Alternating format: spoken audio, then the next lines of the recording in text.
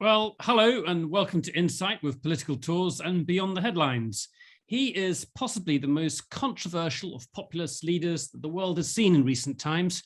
The former army captain turned politician Jair Bolsonaro has supported deforestation of the Amazon, boosted gun ownership, given police carte blanche to kill suspected criminals, and played down the pandemic while Brazil suffered from witheringly high death tolls and he himself caught the disease. For a while, this heady mix seemed to work for Brazil's electorate, but now seems the president is in trouble as elections loom next year and the pandemic has finally caught up with him. With us here today, we have Richard Lapper, formerly the FT's South America editor and the author of a new book on Brazil. Hello and welcome, Richard. Hi there. Thank you for having me. Here is the book. It's called Beef, Bible and Bullets, Brazil and the Age of Bolsonaro. It provides insight into the rise of Brazil's bizarre leader, but it also looks at him as the latest chapter in the story of the country's huge economic and social change over the past 30 years. So there's a lot here to explore. So Richard, just to start with, who is Jair Bolsonaro? How did he start out in politics?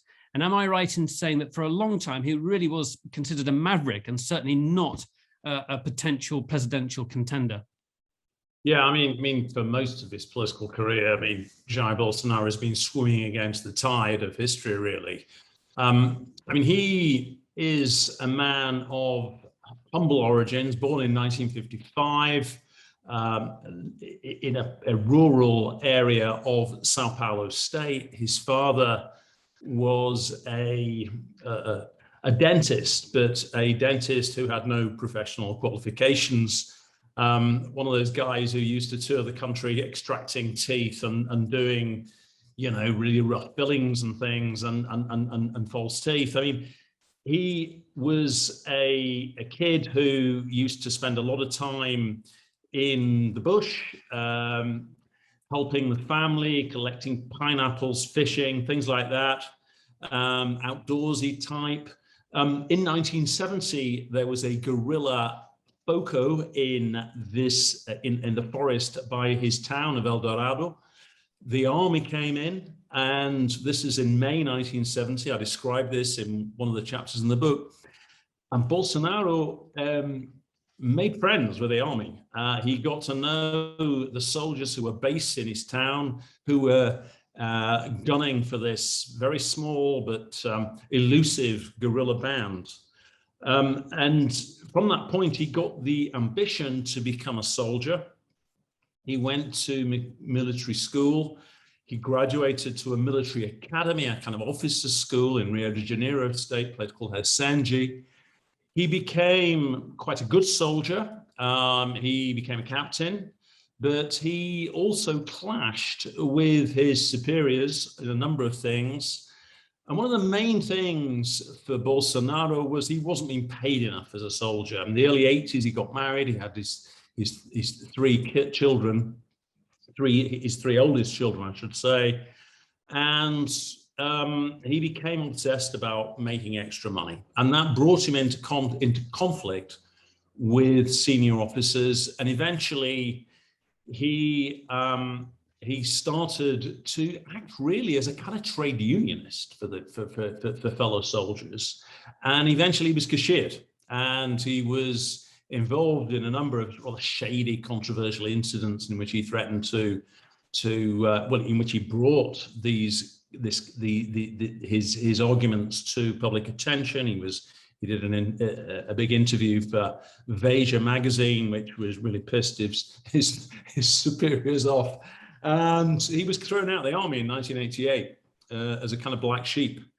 Quickly, he gets into Congress. He's elected, he becomes a politician, and he becomes a sort of key supporter of the military, and quickly develops a reputation for really saying stuff that, well, you shouldn't and couldn't really say even now. Yeah, there's kind of like a 1.0, I should say, Bolsonaro, and a 2.0 Bolsonaro. The 1.0 Bolsonaro is Bolsonaro sort of fighting the battle for the army, right? Late 1980s, Brazil's return to democracy.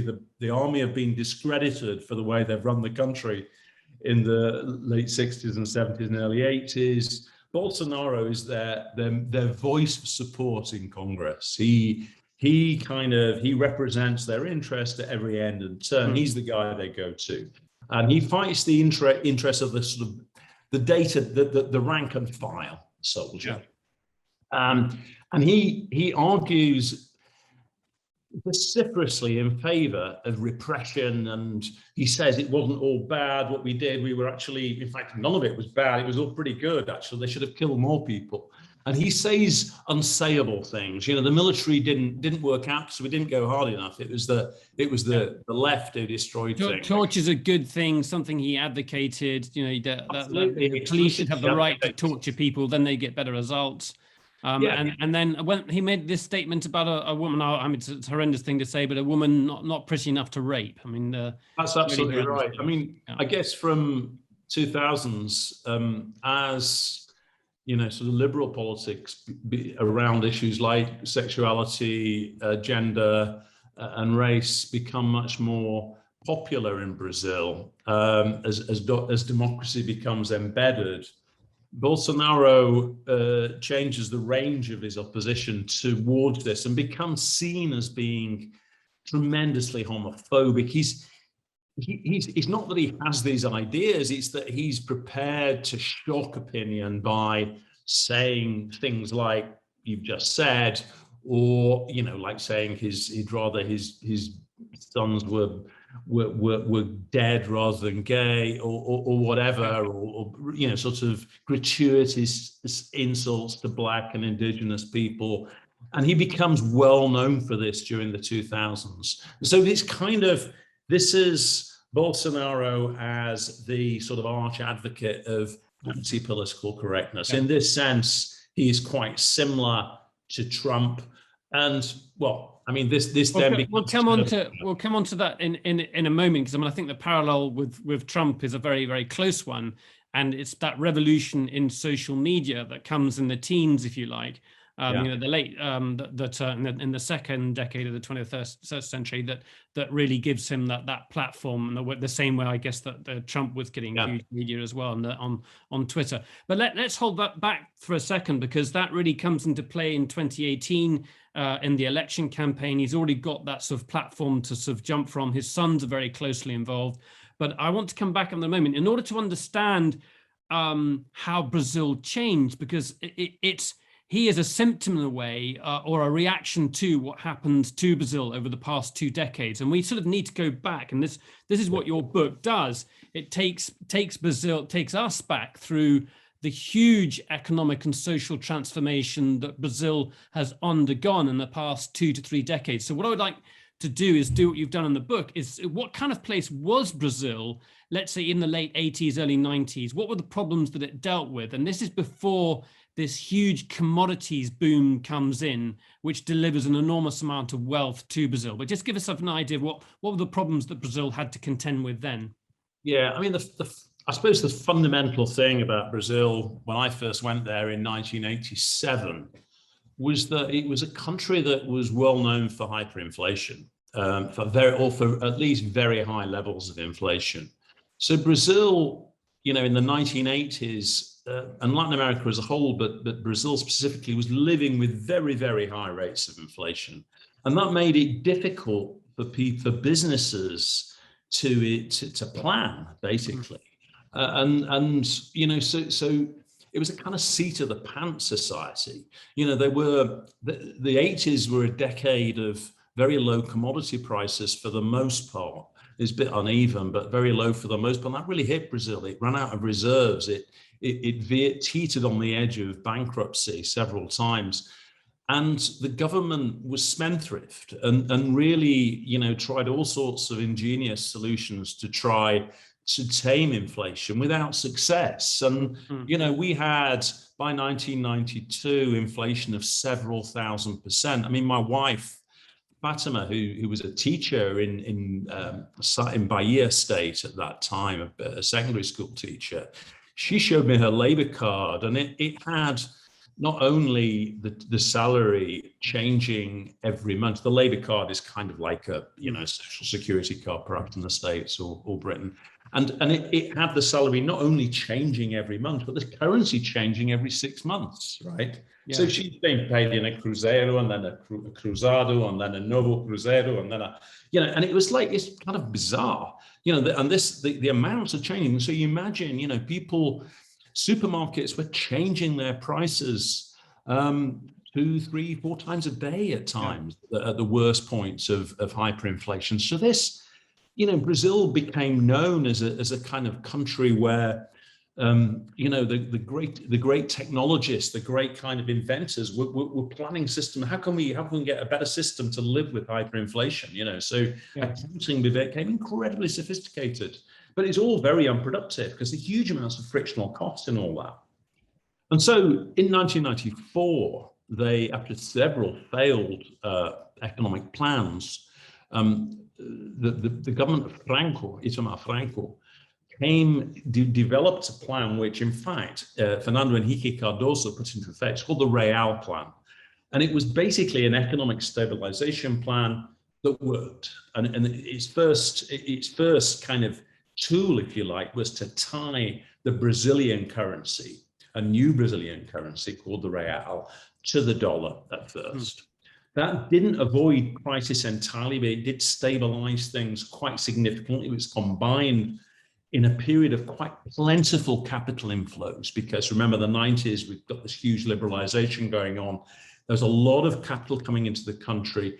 Brazil, like other Latin American countries, started to sell off some of its state assets, and this changed the external accounts. It didn't entirely sort things out. It wasn't until the early 2000s when they really began to address the fiscal problem and stop overspending. And when they started to do that. That's what really fascinates me. So then in 2002, Lula and the Workers' Party come in, and this is a leftist government, but it's embraced liberal fiscal and financial orthodoxy.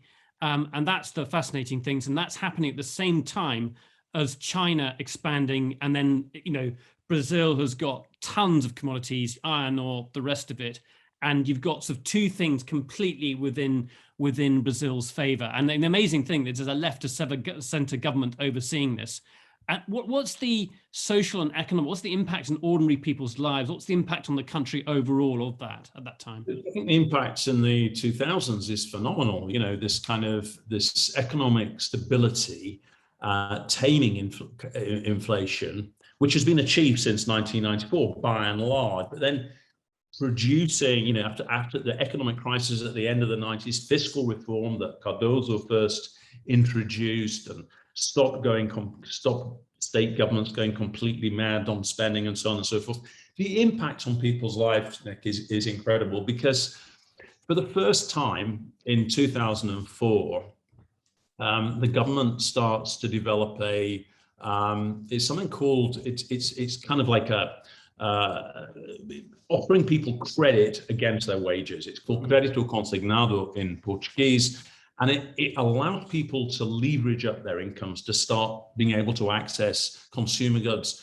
And Brazilian shops, retail shops, electronic shops start to offer more credit to people. There's a minimum wage that is introduced by Lula. And so the unemployment begins to rise. The government starts creating jobs, but also in this kind of very buoyant atmosphere, private businesses start creating jobs. The government improves social welfare. So Bolsa Familia, revolutionary social welfare program, is expanded really by Lula. It was introduced first by Cardoso, but it's expanded. It makes a payment dependent on sending your kids to school or to clinic to be vaccinated and so on. So this is all very, very positive. And it means that between around 2003 and 2010, the number of people who are in what Brazilians describe as Class C,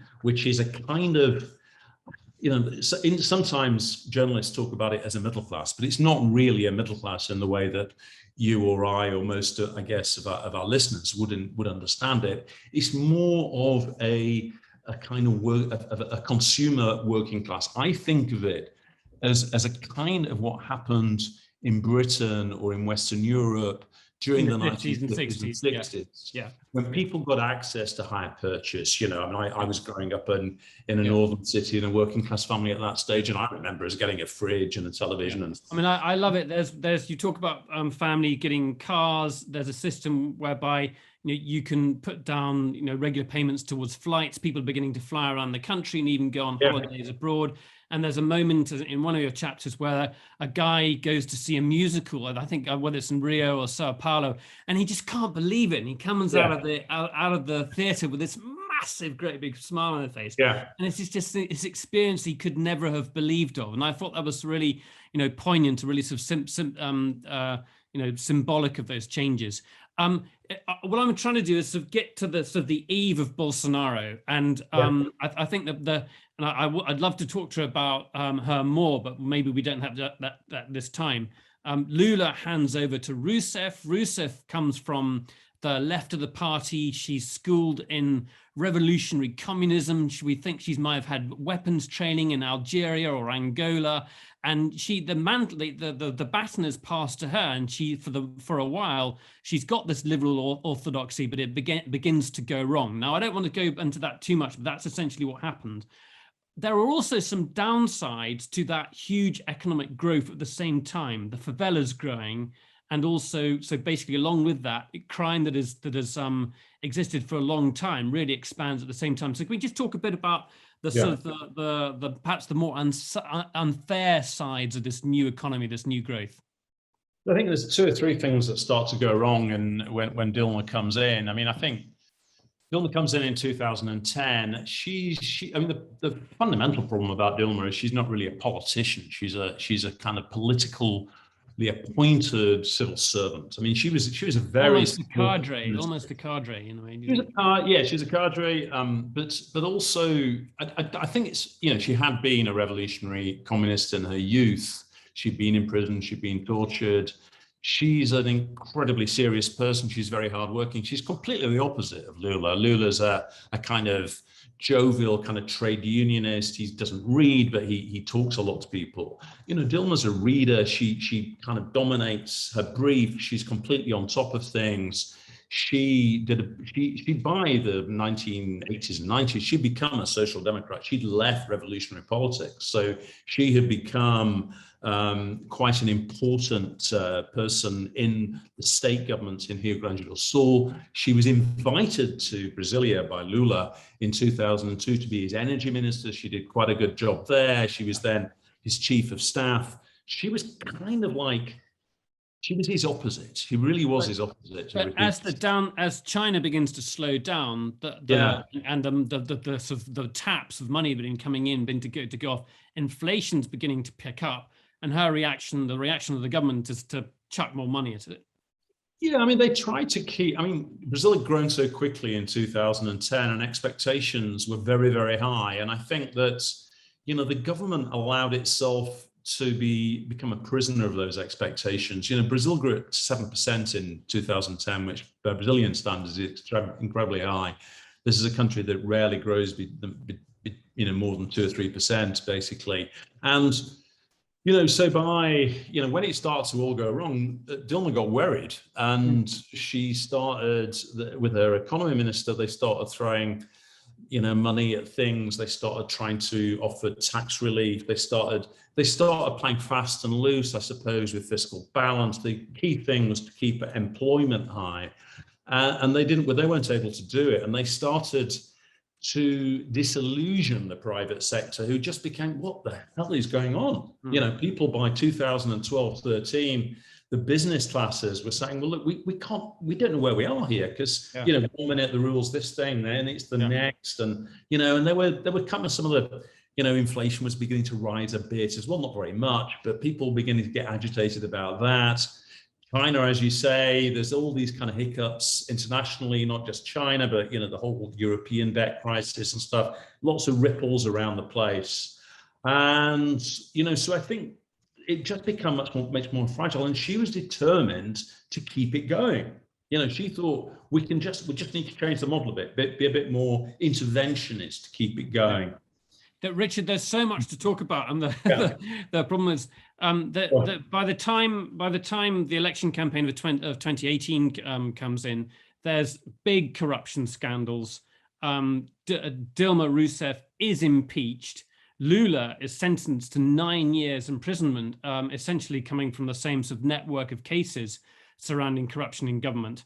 So that's one set of things. So the widespread allegations of corruption around government, and then also there's criminality in the favelas that has been ongoing for a long time. So there's a heady mix taking place. You just describe some of that. Yeah, I mean, I guess so you've got this economic slowdown, and gradual increase in unemployment, and people getting slightly disillusioned. You then have all this kind of coalesces really in a big, very unexpected movement against Dilma, a big street movement in June 2013, when a very small left-wing process suddenly metamorphosizes into a much bigger protest, where we have in every city in the country people out in the streets protesting for all manner of things with Dilma, lots of pent-up frustrations. This takes the government completely by surprise. There's all sorts of criticisms addressed at the government. She kind of responds to this by introducing various changes. Basically, the economy goes even more haywire. She starts spending money like there's no tomorrow.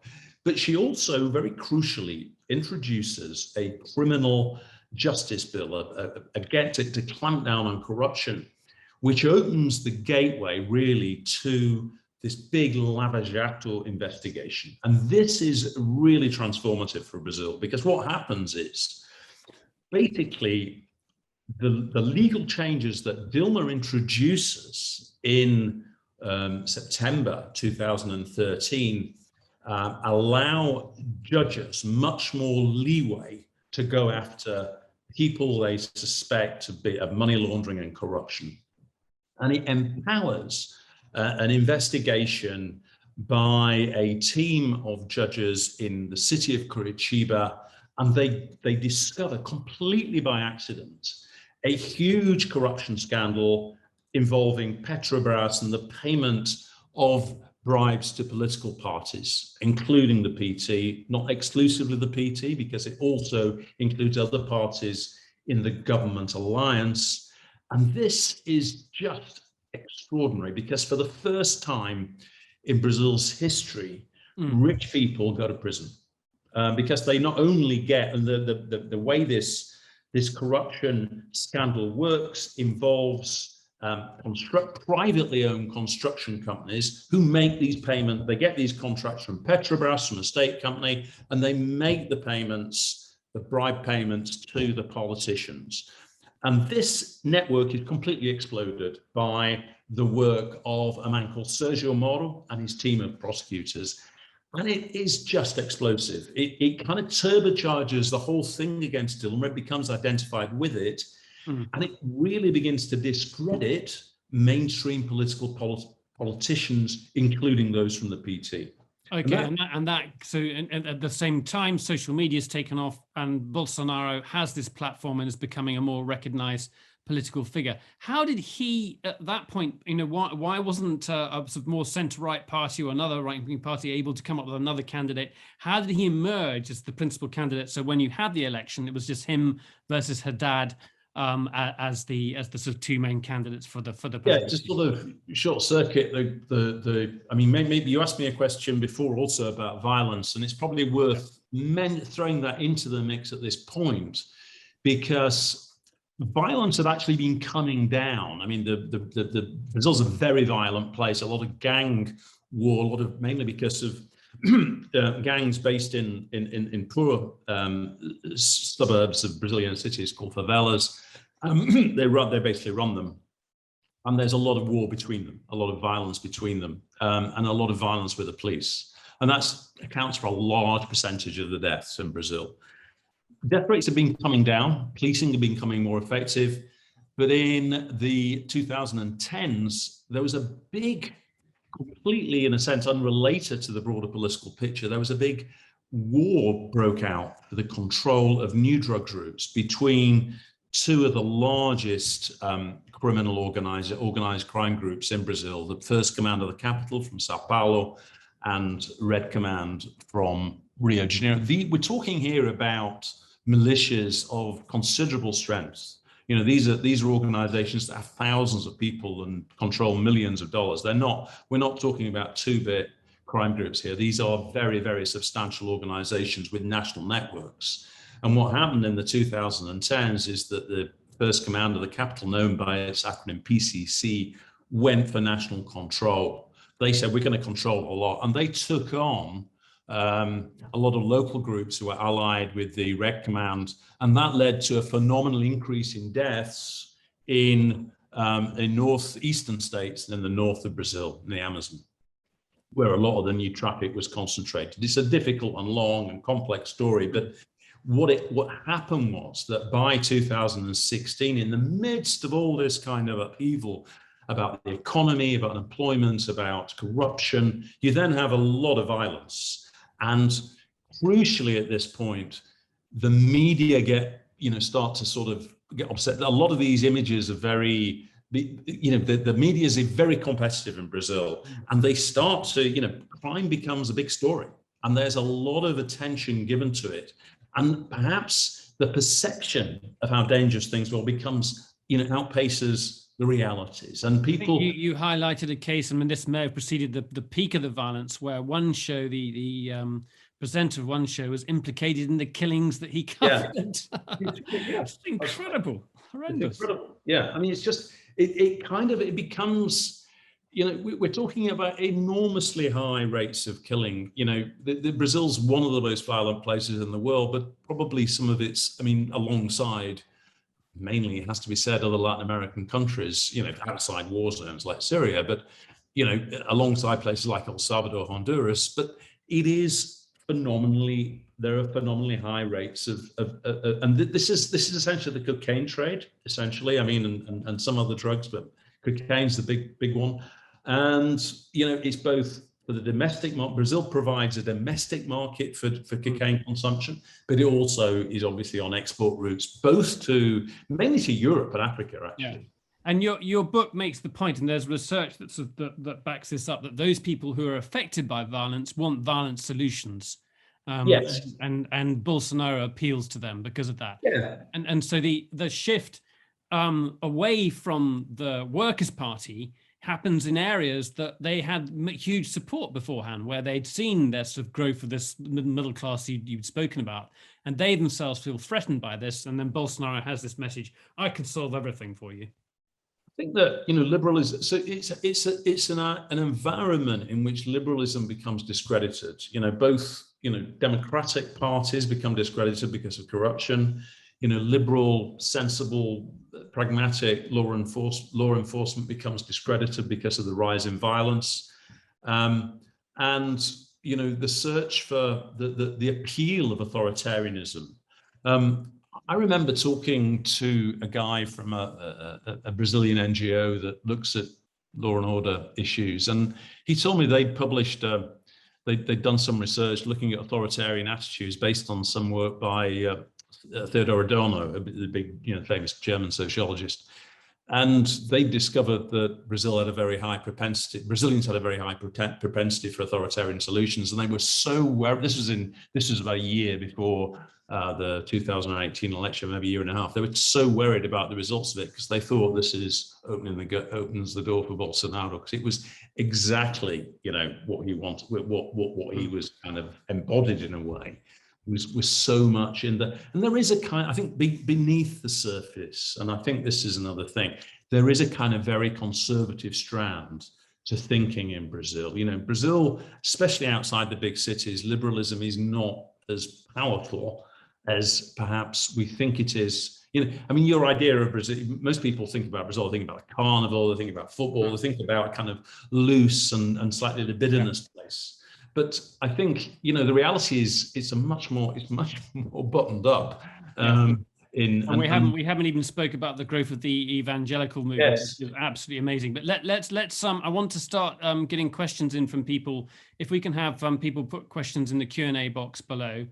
So we're already getting questions coming in. So we'll go to Stuart Williams shortly in a moment and just bring Stuart up. But just before we get to Stuart and others who will be putting their questions in now, let's bring us up to the current day. So Bolsonaro wins on this wave of popular support, that sense of conservatism that you talked about, religious conservatism, and this idea of populist appeal, the attractiveness of somebody who speaks his mind, however politically correct he is. That works as it has worked for other populist politicians elsewhere. Let's just talk about the pandemic. What has been happening? He wasn't in office for that long before this hit, I guess. How did he react to start with? I mean, basically, pretty much since day one, Bolsonaro has been a denialist par excellence, really. I mean, he's been as much of a denialist of Trump as Trump was, and as perhaps been worse in many respects, because he has, first of all, on three basic dimensions, in terms of sort of social distancing, all that sort of stuff, he's been completely against it.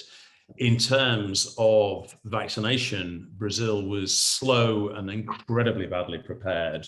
And this is a country that has a great record of vaccinating people. They have a national network, the only country in Latin America that has a national NHS style, the British health system network, which would allow you to vaccinate people very easily. I mean, and thirdly, he has been perhaps the most outspoken in favor of so-called early remedies, by which he means things like chloroquine, hydroxychloroquine, ivermectin, these kind of drugs that possibly have some very marginal effect, but also have big side effects. And, the international medical establishment essentially has discredited. And this has led to some of the highest rates of infection and deaths in the world. I mean, that's the reality of it. Death rates went up in January this year to 1,000 a day. By March, they were at 2,000 a day. By April, they went up to 4,000. They've since come down because under pressure, political pressure, which we can go into, he's been increasing. I mean, the management of the health ministry has changed. They've started to roll out the vaccines. And so I think something like half the population have now had one jab, maybe a few. No, it's probably about, I can't remember the details offhand, how many. I can get back to people with those, but his reaction to start with, people actually quite liked his denialism, didn't they? There was an appeal to that seemed to work despite the huge death toll. I think it's. Oh, sorry. Let me just turn off my phone. Sorry. No, it's fine. Do you put in more questions, everyone? We've got Stuart Williams with a question coming up, but there's certainly a lot to talk about, and notably. Sorry about that, guys. I should have turned the phone off. Top now. So yeah, I mean, he did well at first because I mean, the problem for all Latin American countries is, frankly, people in poor areas can't afford to quarantine. They can't afford to stay home. It's a question of whether they die through hunger or they'd rather take the risk with COVID. So I think. He was a champion from that point of view. It was enabling them to deal with it by themselves in the way that. Yeah, and there's always going to be, a proportion of the Brazilian population that will support his kind of robust kind of redneckism on, let's take our risk, let's go for it. People, a lot of small farmers, a lot of people, sort of small shopkeepers, viscerally support Bolsonaro's approach to the issue. He's been able, even now, with Brazil, over 500,000 deaths, he's able to, 500,000 deaths, it's much more than that. Where are we? Yeah, we are 550,000 deaths. He's able to mobilize 25% support in the polls, which is quite surprising, really, in a way, given how bad the economy is doing, which is we can come to at some point. Yeah, I've got lots more questions, but let's just take in some more. We'll look ahead to the elections next year, which I think take place in October of next year. And I'm hoping, Richard, that we can get a trip together to Brazil, that travel becomes possible. At the moment, quarantine issues, certainly when you come back to the UK, are too tricky for us to travel there. But I'm hoping that possibly in the spring of next year that we can get a trip together there. So those are our thoughts. We will let everyone watching know about that. Stuart Williams, let's get a couple of thoughts from Stuart and maybe a question too. Go ahead, Stuart. Can you hear me? Yeah. I've almost finished the book now. Very much enjoyed the book, and filled in a lot of blank spaces for me about Brazil. I lived in Brazil from 1967 till 1975. Most of that time working in Brazilian companies. So I was quite young at the time. That would take me from age 23 to age 30. So it was quite a formative time for me. One thing that struck me was that you referred to, well, you said that the army was discredited for their management of the economy. And you also said that there was a spike in growth when Lula came to power, and that up to that point, that Brazil had really only managed to grow at about 2 to 3%. Well, that sort of wasn't my experience at the time from 67 through to 75. So I looked up the figures here, and it said that from 67 to 79, which would have been during the military regime, the growth rate of output was 8.9% per annum. And that in the period 1980 to 2008, it was 2.47%. So just to chip in, Stuart, I mean, the book is very good on that economic detail. There's a lot of coverage about the economy and how spending and incomes and there's a fiscal side of it works. Go on, Richard. What's your answer to Stuart's question? Yeah, I mean, Stuart's totally right. I mean, the economic miracle of the early 70s, when vast numbers of people, this is when the favelas were created. I mean, vast numbers of people were leaving agriculture and moving into the towns. And, Brazil did grow at extraordinary rates during those years. I think when I was talking about the 2% growth, I was thinking about more recent history, really. And I think the military being discredited, it's more a question of their being discredited in the political elite as a result of the sort of end of military rule, the end of, the military been looking to kind of get back. There'd been a big debate within the army during the late 70s, after Stuart left Brazil, they started to get into problems. There were very near debt defaults in the early 80s. It was a difficult period, the last 10 years of military rule. The military were looking for an exit, and they were looking for a way out. And I think, they became, so my comments about them being discredited were more about within the political, they were no longer an option. They no longer considered themselves to be an option. I think, it's interesting, and I do talk about this in the book, that one of the reasons why Bolsonaro has such, the military are less unpopular as a whole at the grassroots of Brazilian society than they are among the political and economic elites. When you look at opinion polls about, how different various institutions are rated, and the military, certainly until the Bolsonaro period, were relatively highly rated. They were just completely discredited in Congress and amongst political party. I mean, they were kind of, because of that decline of military rule. So that's my answer to that. It's not it's a complex story, the Brazilian military. There were various sides to that whole process in the 60s and 70s. It wasn't all as bad as it's portrayed on the left, that's for sure. Stuart, you still got family in Brazil, haven't you? And with views on Bolsonaro. What are you hearing about him now from your relatives? Well, my brother Duncan, he lives in Brazil, married to Brazilian. He's been there since 1974. Certainly, Duncan's wife Leah can't stand him.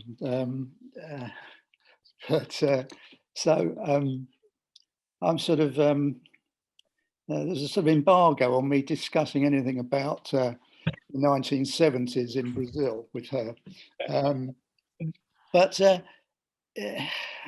mean, people read these things. They read the, they read the, I don't know, they read the Guardian or whatever, and I sort of think, no, that's too simplistic what they're saying about Brazil. Yes, quite right. Absolutely is. And my business life has taken me back to Brazil many times. So yeah, I've got friends there. But another insight into it is that we live in London, and our cleaners there are Brazilian, and they've worked for us for 20 years. So when they come, I chat to them in Portuguese, keeps my Portuguese up to speed, and this part about the position of the church in their lives and their self-reliance, and they were, talk to them, they're Bolsonaro supporters, and as I don't know whether listeners to this will know, but voting is compulsory for a Brazilian national. So yeah, they voted Bolsonaro, and so it's not as simple as the Guardian thinks it is. Completely agree with that. Yeah. I mean, I've got many family members who vote for Bolsonaro. I mean, my wife didn't want his picture on the cover of the book, but her mother, my mother-in-law, is a firm, staunch Bolsonaro supporter and reminds us every day with her WhatsApp messages. And what's changed then? What's changed in the past? I mean, it would seem to me that initially people were happy with this handling of the pandemic. And you talked about people's ability to go out to work, but now it's just that the impact overall, both on the economy but also on people's lives, has just become too much. And initially there were direct payments to families to help cope with the pandemic. But why would you say that it's now the tide has turned against him? I mean, obviously I can understand from business perspective, but what about the people who had voted for the Workers' Party then went over to him? So I think several things have happened. When Bolsonaro came to office in 2018, it wasn't just the sort of hardliners, what Brazilians call root Bolsonaristas, who voted for him. It wasn't just the people who were hardline on crime, military policemen, the evangelical Christians, the the sort of these kind of redneck farmers. It was also the middle class and large sectors of Brazil's business class voted for Bolsonaro. And they voted for Bolsonaro because they detested the PT, and the experience of the PT government had been so bruising. And I think they also saw in Bolsonaro's campaign, when his government, he appointed Sergio Moro to be his justice minister, they saw a continuation of anti-corruption policies, so that they thought he would continue the work of clamping down on political corruption, and all that, of course, has changed. So they've become very alarmed about, the middle class has become very alarmed about the way COVID is being managed.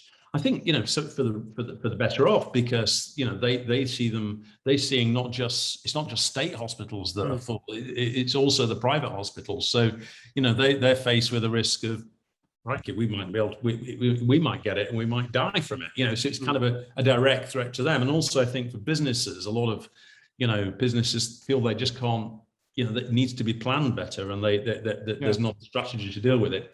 But more importantly, since the middle of last year, Bolsonaro's is the political shape the shape of his alliances in Congress have changed. So he has made common cause with a number of small parties. Collectively, they're called the Central, or the big centre. They're centre-right parties whose main aim in life is to secure positions and money. And these are parties that worked with the Workers' Party during 2000s and 2010s, and now they've shifted towards Bolsonaro. And now they're keeping Bolsonaro afloat, essentially. The Bolsonaro, why is he aligned with them? Because they guarantee him he wouldn't be impeached, essentially. The thing, I mean, there's so many, the cast of characters in this and the different stories and plots.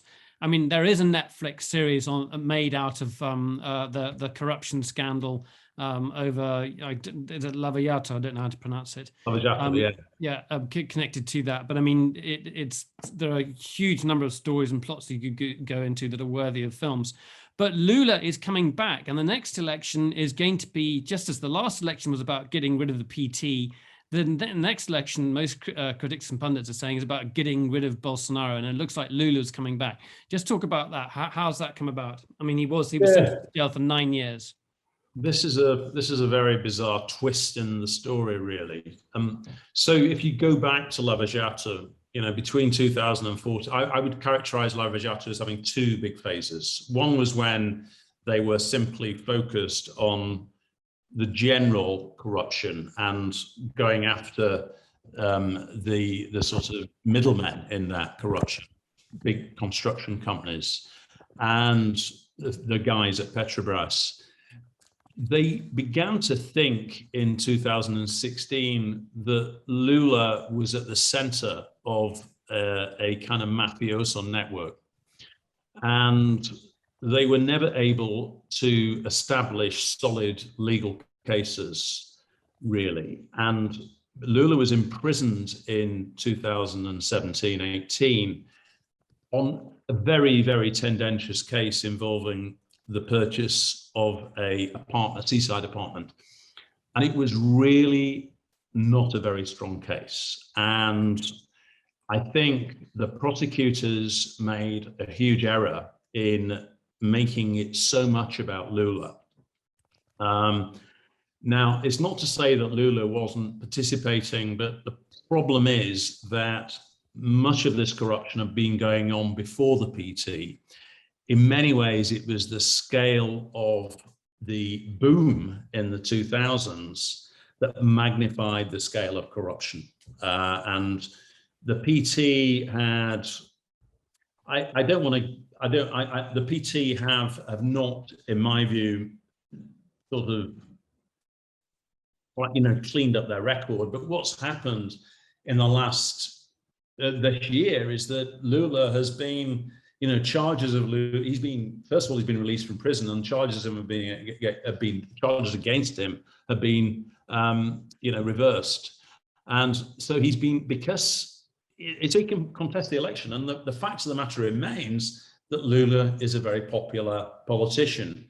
Now, at this point in time, Lula's ahead in the polls by some 20 percentage points. And if it's a run-off between, because there's 2 rounds in the Brazilian election, if it's a run-off between Lula and Bolsonaro, Lula might win. What kind of Lula government are we going to have? Will it be a left-wing government of a Dilma Rousseff type, or will it be a more market-friendly government of the kind that Lula himself presided over between 2003 and 2010? That's the big issue, I think, if Lula wins. Or will Lula be allowed to win? At the moment, there is a lot of debate about Brazil about Bolsonaro wanting to essentially, is again another kind of slightly arcane twist, but it's one that's very relevant. Bolsonaro wants to end electronic voting, replace it with paper voting. His critics argue that that's so he can best able to manipulate the result of the election. And if he's unable to achieve that reform, he will, with the army, will look to stop the election from taking place. I think it will take place. I think the institutions are probably strong enough to withstand that. But as things stand, I mean, the tanks, there's a military parade in Brasilia today, the Congress is discussing a bill to replace electronic voting, which Brazil has had for 25 years, with paper voting. And the tanks are on the street to remind congressmen that the army are there. So that is a kind of worrying sign, and that's happening as this will happen today, later today. So it's amazing. He seems to be borrowing from the Trump playbook in that he's actually making accusations about electoral fraud. And here we are 18 months before an election has taken place, and any ballot paper's been printed or any election box has been rolled out. So he's laying the ground for that kind of suggestion ahead of time. I want to move away slightly. Dave, my colleague, has got a really good question, and this is really about the nature of sort of Brazilian governance and the unwieldiness of the state. Brazil, as we all know, is a huge country. But the way it's governed is complex, and your book goes into this in some way. Dave, you go ahead with the question, and I'll follow up. Go on, Dave. Well, thanks for that, Richard. Thank you for all this. I fully admit that the detail of the Brazilian political landscape is as unknown to me as the Amazon basin, probably.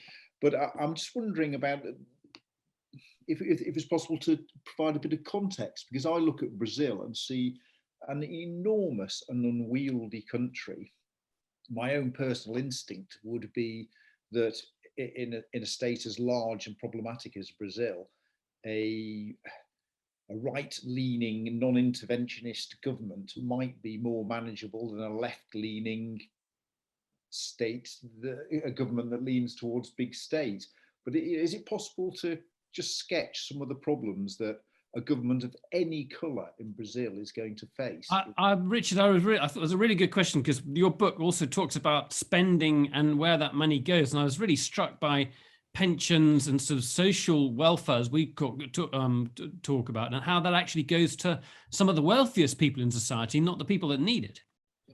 Yeah, I mean, Brazil's state is not only big; it spends the money. So there's a quantity issue, but there's also a quality issue, because the money is very, very badly spent. I mean, it's a state that is kind of occupied by vested interests, and including politicians, I guess, in some senses.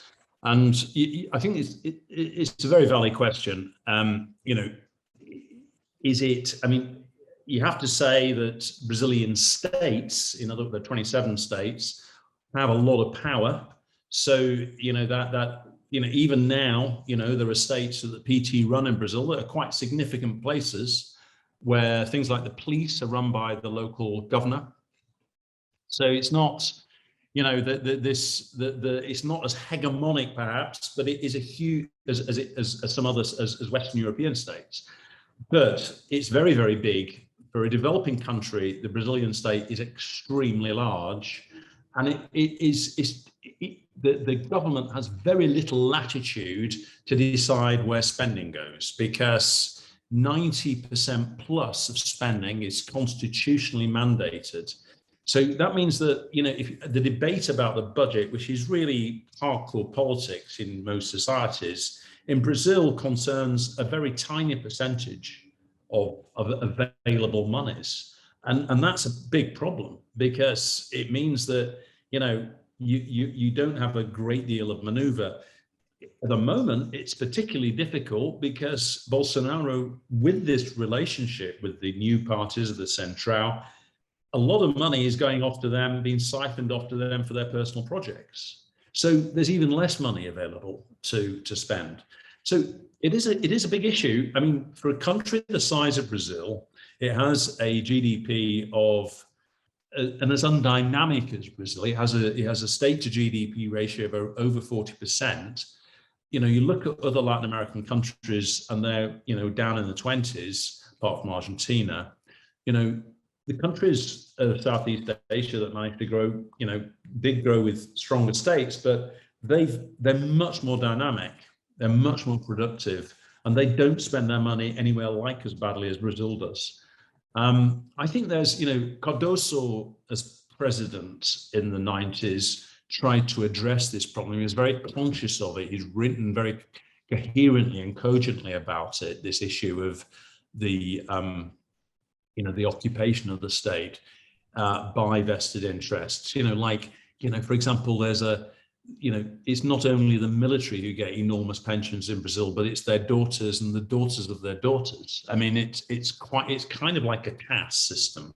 It's almost, a friend of mine said it's a bit like the Bourbon monarchy. That they kind of, it's courtiers. Courtiers have access to resources, and the rest of society can go to hell, really. I mean, if you're a courtier, if you're part of the judiciary, if you're a congressman, if you're a soldier, top soldier, you have access to resources, and that's guaranteed.